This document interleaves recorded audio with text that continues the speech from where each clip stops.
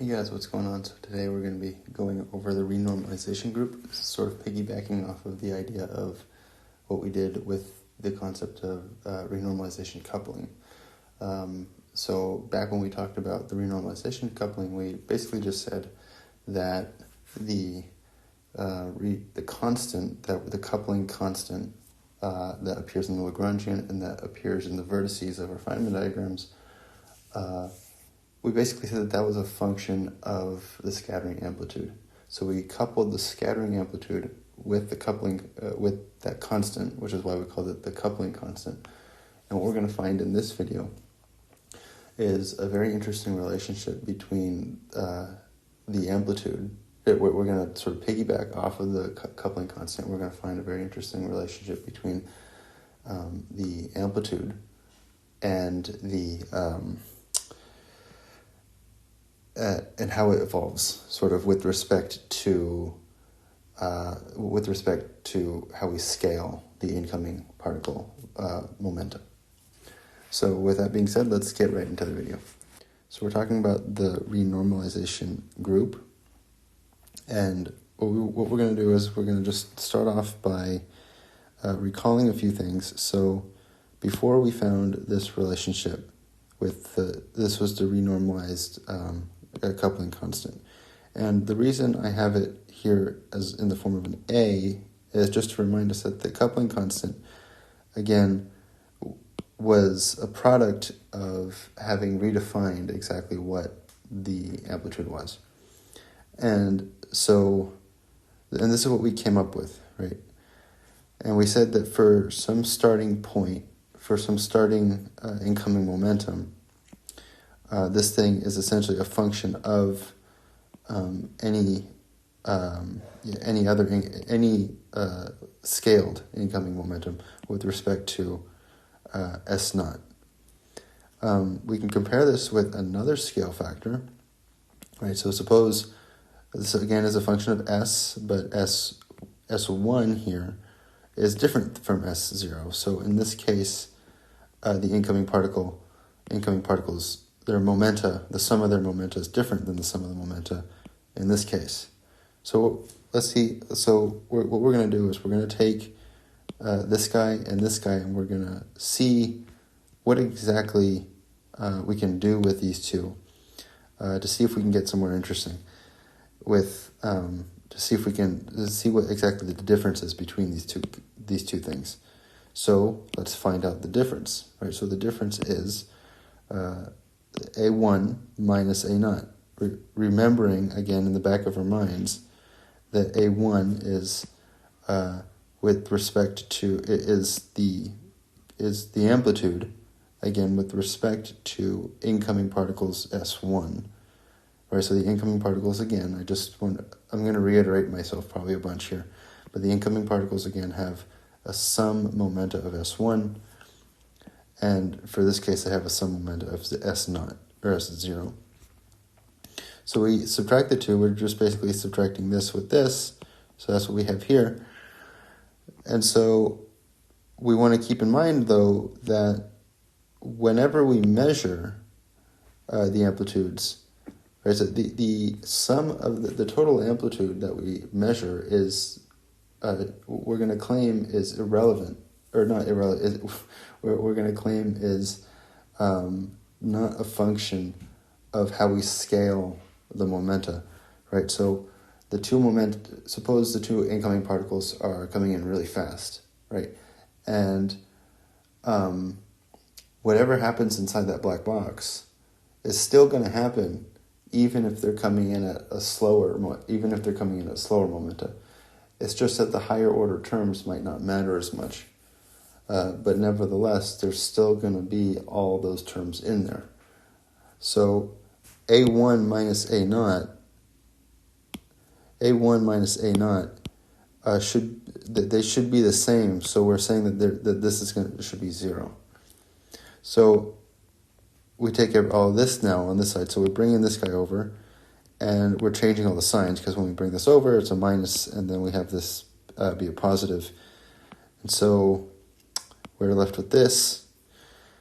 And then we do something a little bit weird here, but bear with me. We have so these two first terms stay the same. This C ln of S over S1 stays the same. But right here we're going to plug in this guy. Right, so we're going to square this guy. So we're just basically putting this whole thing back in for this guy, right? So it's sort of recursive. But here it is, and we have to square it because it's being squared. And when we do that, you can pause the video if you want to, but when we do that, we get this guy right here. Okay? So now everything is, so instead of having S1 here, we have S naught now. So all these coefficients are S naught coefficients. We just have now S over S naught, S over S1. Okay? Well, by the property of logarithms again, we can condense this into this form, and we can cancel out the s's, and we get S1 over S naught. And so this is what we have, right? This is our equation. So at high energy scales, higher order corrections become more relevant. Perhaps correction's not a good word, but suppose S1 was 2 times S naught. So this is saying that the incoming particles have 2 times, or so we have 2 incoming particles, and their the sum of their momenta is 2 times greater than that of the sum of their momenta if they were at S naught, right? So suppose S naught was 1, then S1 would be 2. If S naught was, I think you sort of get the point. It's like you have a baseline, which is S naught, and then anything above that baseline, any energy scale above that baseline, this second order term becomes more relevant, right? Because if S1 equals 2 S naught, then we get the ln of 2. If S1 equals 3 S naught, we get the ln of 3, and that just increases. But if S1 equals S naught, right? So if S1 equals S naught, then the second order term goes to 0, and we have that AS1 equals A at S naught. Right. So what does that tell us? That tells us that when there is no change in the the incoming particles, when there is no change in the momentum within the incoming particles, then or there's no shift, if you will. I don't want to say change because I feel like that is a little bit of a misnomer. But if S1 it's equal to S naught, that's the ln of 1. ln of 1 goes to 0. This whole second term goes to 0. And so that means the amplitude for S naught, or for S1, is the same as what we would have gotten if we measured the amplitude at S naught. Okay. I think that sort of words it a little bit better. Anyways, we can continue now. So we can approximate this renormalized amplitude now. So let's take the derivative of this. This is kind of interesting. So if we take the derivative of this equation with respect to S1, this guy goes to 0 because there's no S1 in the term. And this is a constant with respect to S1, and this guy, S1 only appears in the natural logarithm. So by the derivative rule for the natural logarithm, we have this. So everything else stays the same. We can now plug in this. There should be tildes up here.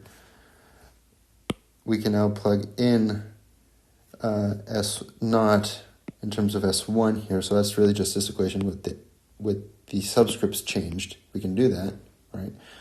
We can interchange the subscripts because again, these are just labels for telling us, for comparing the incoming momenta in one situation and the incoming momentum in another situation. So we can do that, and when we do that, we get this.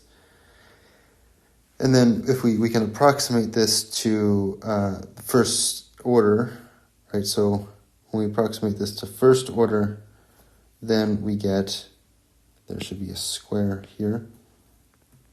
We get this equation, okay? Because we're multiplying, again, both sides also by S1.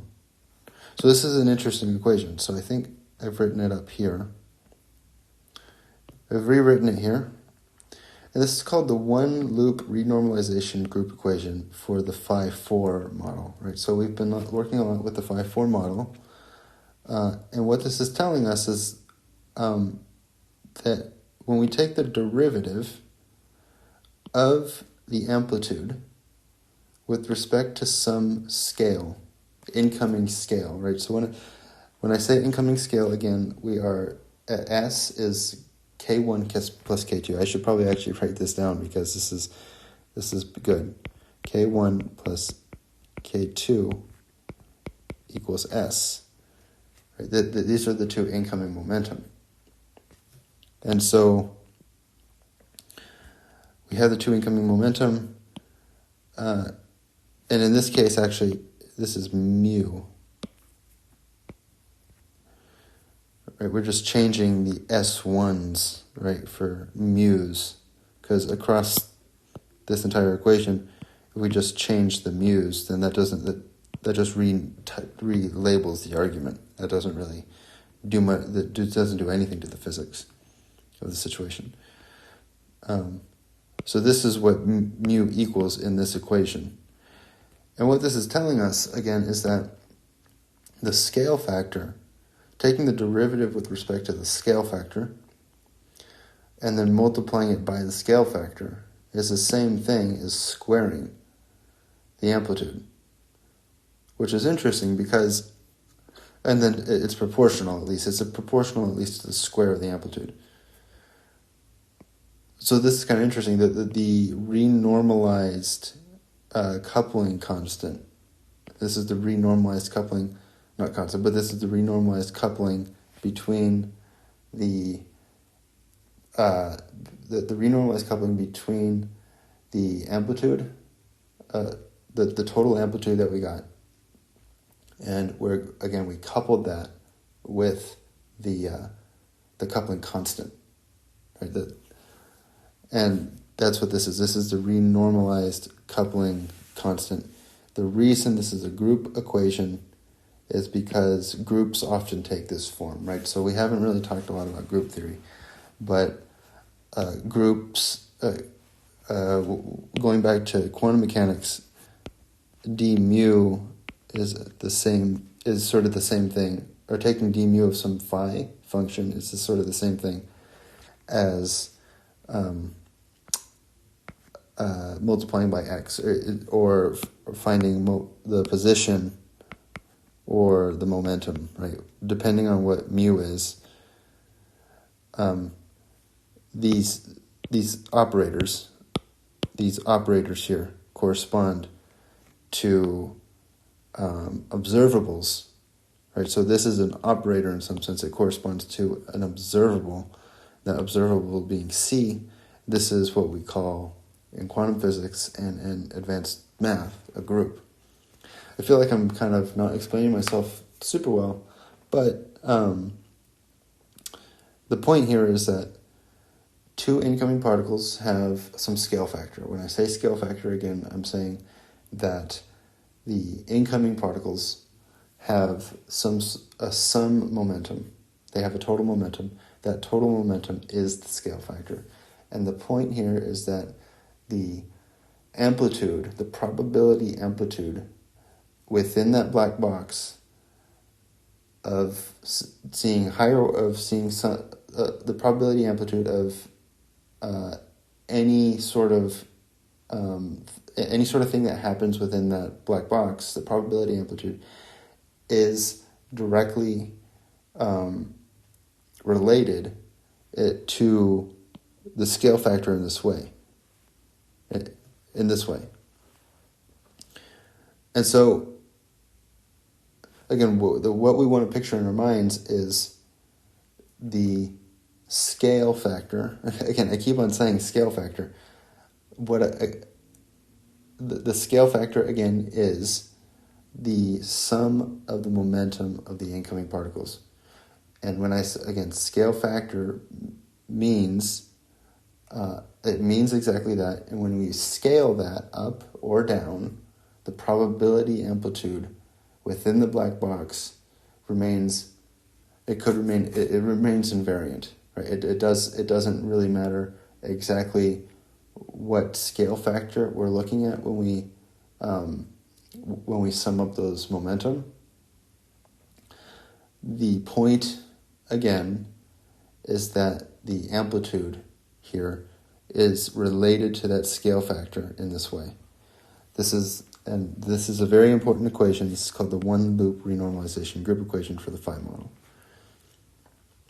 So just to get a little bit, to beat this again, I feel like I have to do this again.